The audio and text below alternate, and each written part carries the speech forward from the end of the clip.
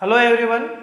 तो बच्चों अब देखें हमारे चैप्टर नंबर 12 एटम का question number 9 and 10। Question number 9 क्या कह रहा है, रीड कर लीजिए आप फटाफट से। क्वेश्चन नंबर 9 देखें क्या कह रहा है हमसे।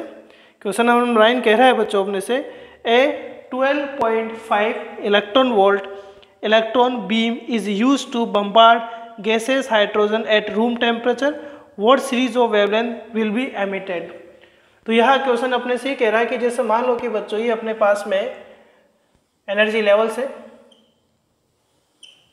ये एनर्जी लेवल सबने पास है, ये first L M N O, N equals to 1, N equals to 2, N equals to 3, N equals to 4, N equals to 5। ठीक है, पहले एनर्जी लेवल बनाता हूँ फिर क्वेश्चन को एक बार एक्सप्लेन करता हूँ। यह इलेक्ट्रॉन बच्चों हाइड्रोजन के लिए -13.6 electron volt, -3.4 electron volt, -1.51 electron volt, -0.85 electron volt and -0.5 electron volt होता है। ये एनर्जी होता है। क्वेश्चन ये कह रहा है कि रूम टेम्परेचर पर एक इलेक्ट्रॉन को बम्बार्ड यहाँ पर किया गया है। मान लो यह इलेक्ट्रॉन का बम्बार्ड यहाँ पर किया गया है और यह बम्बार्ड करने पर, इलेक्ट्रॉन का बम्बार्ड करने पर उसको एनर्जी जो दी गई है बच्चों वह 12.5 इलेक्ट्रॉन वोल्ट दी गई है। वो उसको कितनी दी गई है, 12.5 इलेक्ट्रॉन वोल्ट दी गई है। तो अपने को ये बताना है कि सबसे पहले हमें ये पता होना चाहिए कि देखो बच्चों आप इसको एनर्जी दे रहे हो और एनर्जी दे रहे हैं तो ये इलेक्ट्रॉन क्या करेगा, यहाँ से इलेक्ट्रॉन निकलेगा और ये ऊपर जाएगा। अब हमने को ये बताना कि ऊपर कौन सी ऑर्बिट तक जाकर वापस से ही अपने पास में रिटर्न होता है और वहाँ पर कौन सी स्पेक्ट्रल सीरीज यहाँ पर बन सकती है। यानी यहाँ एनर्जी जब 12.5 इलेक्ट्रॉन इसको दिया गया है तो इलेक्ट्रॉन मूव करेगा। मूव करने के बाद में ये कहाँ तक मूव कर रहा है, कौन सी ऑर्बिट तक ये मूव कर सकता है। फिर ये मूव करने का, क्योंकि वह स्टेबल नहीं रहेगा, वापस ये अपने पास में स्टेज में, अपनी इनिशियल स्टेज में कहाँ का ही रिटर्न हो सकता है वो अपने को बताना है। और उससे कौन कौन सी सीरीज, स्पेक्ट्रल सीरीज बनेगी, उनका नेम और उनका वेवलेंथ यदि फाइंड करना जाए तो वो भी आप कर सकते हैं। देखिए सबसे पहले हम बात करते हैं कि इसको कितना एनर्जी दिया गया बच्चों, 12.5 इलेक्ट्रॉन वोल्ट एनर्जी दिया गया। हमें ये पता होना चाहिए कि इतना एनर्जी देने पर, इतना एनर्जी एब्जॉर्ब करने पर ये कहा जा सकता है। या हम दूसरी बात इसको इस तरीके से बोले कि 12.5 इलेक्ट्रॉन यदि इसको एनर्जी दी जा रही है तो अपने को ये पता होना चाहिए कि यहाँ तक पहुँचने के लिए, यहाँ तक पहुँचने के लिए, यहाँ तक पहुँचने के लिए, यहाँ तक पहुँचने के लिए कितना एनर्जी का उसको रिक्वायरमेंट होता है। तो हम दे तो 12.5 ही रहे, अब 12.5 उसको कहाँ तक रिक्वायरमेंट है तो हम इनका एनर्जी का गैप निकाल लेते हैं। हम क्या निकाल लेते हैं बच्चों, एनर्जी का गैप हम फाइंड कर लेते हैं। हमें एनर्जी का गैप से पता चल जाएगा कि यहाँ तक पहुँचने के लिए अपने पास कितना एनर्जी का यहाँ रिक्वायरमेंट होता है। सबसे पहले हम बच्चों बात करें कि जैसे मान लो फर्स्ट में दिया जा रहा है, फर्स्ट से यदि फिफ्थ में पहुँचना हो, फर्स्ट से कहाँ तक पहुँचना बच्चों, फिफ्थ में पहुँचना हो तो ई इक्वल्स टू क्या आएगा, E N fifth minus E N 1। तो कितना एनर्जी का रिक्वायरमेंट रहेगा, ई एन 5 की यदि मैं बात करूं तो 5 में एनर्जी कितना है, -0.51 इलेक्ट्रॉन वोल्ट, माइनस ये कितना है बच्चों 13.6 इलेक्ट्रॉन वोल्ट। आप इसको सोल्व करें और सोल्व करने के बाद फटाफट से मुझे रिजल्ट बताइए कि इसका रिजल्ट अपने पास कितना आता है।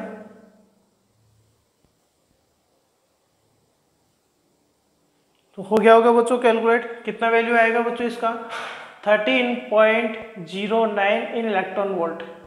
ये अपने पास में इसका फिफ्थ ऑर्बिट तक पहुंचने के लिए रिक्वायरमेंट एनर्जी रहेगा। तो सोल्व हो गया होगा बच्चों। तो पता चला कि हमें फिफ्थ ऑर्बिट तक पहुंचने के लिए इतना एनर्जी चाहिए होगा। हम तो कितना दे रहे हैं, ओनली 12.5 इलेक्ट्रॉन वोल्ट ही दे रहे। इसका मीन ये n=5 तक नहीं पहुंचेगा। क्यों, क्योंकि यदि इसको n=5 तक पहुंचना होगा तो उसको 13.09 इलेक्ट्रॉन वोल्ट एनर्जी चाहिए होगा, बट इतना एनर्जी नहीं मिल रहा। ओनली कितना एनर्जी मिल रहा है यार, 12.5 इलेक्ट्रॉन वोल्ट एनर्जी मिल रहा है। आगे देखें, यदि अपने को 4 तक पहुंचाना है, इसको यहाँ तक पहुंचाना तो कितना एनर्जी चाहिए होगा, En4 माइनस En1 चाहिए होगा। En4 कितना है बच्चों अपने पास में, -0.85, माइनस En1 कितना है अपने पास में 13.6 इलेक्ट्रॉन वोल्ट। इसको जब सोल्व किया गया, ठीक, तो अप्रोक्सीमेट हमने सोल्व कर रखा है इसका पहले वैल्यू, तो यह है बच्चों 12.75 इलेक्ट्रॉन वोल्ट। तो यहाँ तक भी पहुँचने के लिए 12.75 इलेक्ट्रॉन, मतलब इलेक्ट्रॉन वोल्ट इतना एनर्जी चाहिए। कितना एनर्जी दे रहे हैं, 12.5 इलेक्ट्रॉन वोल्ट, यानी फोर्थ ऑर्बिट तक भी नहीं पहुँचेगा। अब देखते देगा थर्ड ऑर्बिट तक पहुँचेगा क्या। तो देखें, तो ये कौन सी की बात हो रही है, ये 1 to 5 की बात हो रही थी, ये 1 to 4 की बात हो रही है। अब देखते हैं 1 to 3 की बात हम करते हैं। तो En3 माइनस En1, N3 कितना है बच्चों, N पर कितना है -1.51 माइनस ये कितना है अपने पास में 13.6 इलेक्ट्रॉन वोल्ट। जब इसको सोल्व किया गया तो यह है अपने पास 12.09 इलेक्ट्रॉन वोल्ट। मतलब ये कहाँ तक पहुँच सकता है बच्चों, ये इलेक्ट्रॉन कहाँ तक ट्रांजिस्ट हो सकता है अपने पास, थर्ड तक तो जा सकता है। यानी ये इलेक्ट्रॉन कैसे कैसे कहाँ जा सकता है, तो बच्चों ये इलेक्ट्रॉन यहाँ से यहाँ थर्ड तक जा सकता है, फोर्थ तक नहीं जा सकता, क्योंकि फोर्थ में जाने के लिए उसको कितना एनर्जी चाहिए, 12.75 इलेक्ट्रॉन वोल्ट चाहिए। ये यहाँ से यहाँ भी जा सकता है, यानी 1 to 2 में भी जा सकता है, 2 से 1 में भी जा सकता है। तो ये इलेक्ट्रॉन वहाँ जाने के बाद में जब एक्साइटेड होकर जब पहुँचा है तो वापस कहाँ से आ सकता है, तो बच्चों ये 2 से सीधा 3 से कहाँ तक आ सकता है, 1 में आ सकता है। ये बच्चों 3 से 2 में भी आ सकता है, और ये 2 से 1 में भी आ सकता है। ये 3 से 1 में भी आ सकता है अपने पास में, फोर्थ में तो जाएगा नहीं अपने पास में। ये 3 से कहाँ आ सकता है बच्चों, 2 में भी आ सकता है, और 2 से 1 में भी आ सकता है, क्योंकि इलेक्ट्रॉन बच्चों यहाँ पहुँचा है। इलेक्ट्रॉन जैसे यहाँ पहुँचा है अपने पास में, इसको इस तरीके से भी हम बता सकते हैं। इलेक्ट्रॉन लास्ट कहाँ तक जा सकता है अपने पास, थर्ड तक जा सकता है, क्योंकि फोर्थ में जाने के लिए उसको एनर्जी 12.75 इलेक्ट्रॉन वोल्ट चाहिए, जो उसको नहीं दी जा रही है। तो इलेक्ट्रॉन यहाँ से वापस से अपने पास यहाँ आ सकता है बच्चों, ठीक है। इलेक्ट्रॉन यहाँ पर भी आ सकता है, इलेक्ट्रॉन यहाँ पहुँचेगा तो यहाँ पर भी आ सकता है। तो ये इसका मीनिंग हो गया कि ये इलेक्ट्रॉन यहाँ से यहाँ आ रहा है, मतलब थर्ड से फर्स्ट में भी आ सकता है। अब थर्ड से फर्स्ट में आता है तो लेमन सीरीज बनती है, और इस लेमन सीरीज का हम वेवलेंथ फाइंड कर सकते हैं, क्योंकि हमें पता है बच्चों वेवलेंथ का फॉर्मूला क्या होता है, 1/λ/r² 1/n1² माइनस 1/n2²। ये आपको फाइंड करना पड़ेगा, ठीक है। ये इलेक्ट्रॉन बच्चों अपने पास थर्ड से किस में आ सकता है, सेकंड में भी आ सकता है, और थर्ड से सेकंड में आएगा तो बामर सीरीज बन सकता है, तो ये लेमन हो सकता है, ये बामर हो सकता है। इसी तरीके से बच्चों 2 से 1 में भी आ सकता है, 2 से 1 में आएगा तभी लेमन बनेगा। तो 2 से 1 में आने पर लेमन सीरीज की वेवलेंथ फाइंड करनी है, थर्ड से 2 में आने पर लेमन सीरीज की वेवलेंथ फाइंड करनी है, और इसी तरीके से थर्ड से 2 में आने पर बामर सीरीज की भी आपको वेवलेंथ फाइंड करनी है, ठीक है। फटाफट से आप नोट कर लीजिए और वेवलेंथ आप खुद फाइंड करें।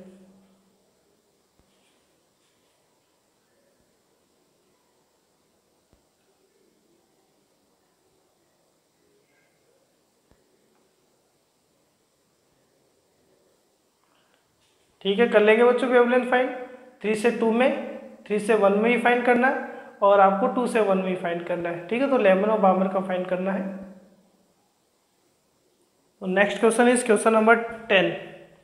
इन accordance with the Bohr's model find the quantum number. Find the quantum number, quantum number is n।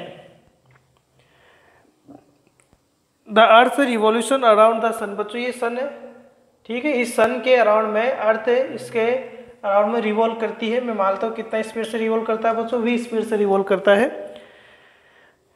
Of radius, इसका जो रेडियस गिवन है अपने को वो कितना गिवन है बच्चों, 1.5 × 10⁻11 मीटर गिवन है। And orbital speed, orbital speed v is 3 × 10⁴ mean metre per second. Mass of earth बच्चों, मास गिवन है अर्थ का 6 × 10⁻24 इन kg। क्वेश्चन पूछा गया है n का वैल्यू फाइंड करना है, तो बोर का सेकंड पोस्टुलेट का हम यूज करेंगे यहाँ। और बोर का सेकंड पोस्टुलेट क्या कहता है अपने पास, mvr = nh/2π। आपसे n का वैल्यू पूछा है, सो n = क्या आएगा 2π मल्टीप्लाई होगा mvr divided by h। So n = 2π, π is 3.14।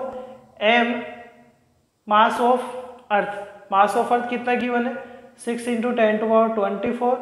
v given है बच्चों 3 × 10⁴। r गिवन है 1.5 × 10⁻11। Next as Planck constant 6.62 10⁻−34। Solve करने पर वैल्यू आ रहा है बच्चों अपने पास इसका अप्रोक्सीमेट 2.56 × 10⁻74। बहुत लार्ज नंबर में आ रहा है, ठीक है। तो नोट कर लीजिए आप फटाफट से, ठीक है। मिलते हैं नेक्स्ट क्लास में, थैंक यू।